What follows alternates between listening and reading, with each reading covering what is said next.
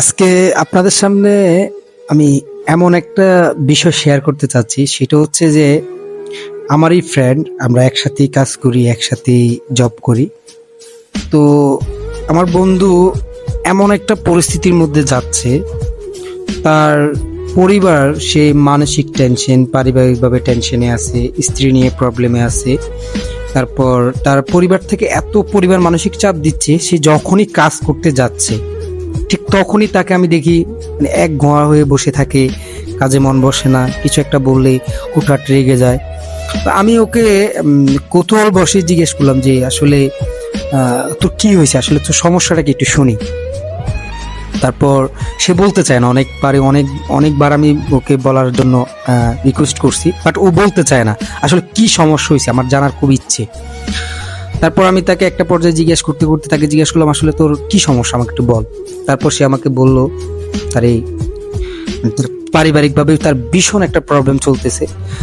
তার পরিবার থেকে সে খুব মানসিক চাপ পাচ্ছে। তারপর কাজের দিকে প্রচুর কাজের চাপ, বিশ্বাস করেন আমরা যেখানে কাজ করতেছি প্রচুর কাজের চাপ, তার উপর দিয়ে ছেলেটা মানসিক একটা টেনশনে থাকে, ঠিকমতো খাওয়া দাওয়া করে না, ঘুমায় না, সারাক্ষণ একটা টেনশন ফিল করে। তারপর যাই হোক, সে আমাকে বলল সে কিছুদিন আগে বিয়ে করছে, তো ওই বাবা মার অমতে বিয়ে করছে, পালিয়ে বিয়ে করছে। বিয়ে করার পর এখন সেটা তার জীবনে এত বড় একটা অপরাধ হয়ে দাঁড়িয়েছে যে তার পরিবার থেকে সে প্রতি মিনিটে, প্রতিটা মুহূর্তে, প্রতিটা সেকেন্ডে সে বিভিন্ন রকম কথা শুনতে হইতেছে। তো আসলে বিয়ে করা তো আর পাপের কিছু না। বিয়ে করছে, ভালো কথা, ইসলামী শরীয়তে বিয়ে করছে, বিয়ে করে বউকে ঘরে নিয়েছে, তার পরিবার মেনে নিছে।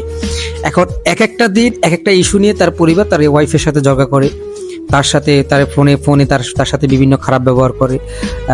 আমার ফ্রেন্ডের বড় ভাই আছে, বড় ভাই আবার তার বড় গালিগালাজ করে, বিভিন্ন রকম মানসিক প্রেসারে রাখতেছে।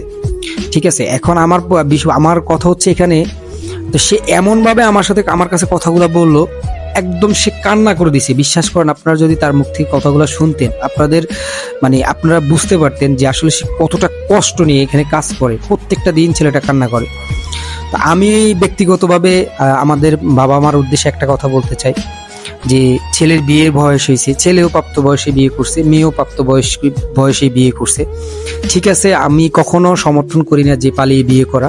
তারপর যেহেতু ছেলেটা বিয়ে করে ফেলছে, যে কোনো পরিবার থেকে যদি ছেলে বিয়ে করে ফেলে, আপনাদের কাছে একটা রিকোয়েস্ট থাকবে, আপনারা আসলে, মেয়েটার তো কোনো দোষ নাই, একটা মেয়ে তার পরিবারের সবাইকে ছেড়ে আপনাদের কাছে আসছে, আপনারা মেয়েটাকে কেন এত কষ্ট দিচ্ছেন? খাইতে গেলে খোটা দেন, বসতে গেলে খোটা দেন, কোনো কাজ করতে গেলে খোটা দেন। এভাবে একটা মেয়ে আসলে কোনো সংসারে থাকতে পারে না। আমারও, আপনি ভাববেন যে আপনারও একটা মেয়ে আছে, আমার নিজের একটা বোন আছে, আমি আমার বোনের কতটা চিন্তা করি। আসলে আপনি আপনার অন্য ঘর থেকে যে মেয়েটাকে আপনি যে চোখে দেখবেন, আপনার ঘরের মেয়েটাকে যখন আপনি বিয়ে দিবেন, যখন সে তার ওই পরিবারে যাবে, তখন তার শ্বশুর শাশুড়ি কিন্তু তার সাথে এরকম ঠিক খারাপ ব্যবহার করবে।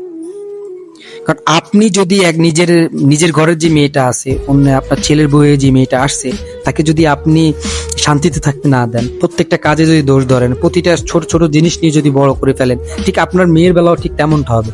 আপনি অন্যের মেয়েকে কষ্ট দিবেন আর আপনার মেয়ে ভালো থাকবে, বিষয়টা তা না।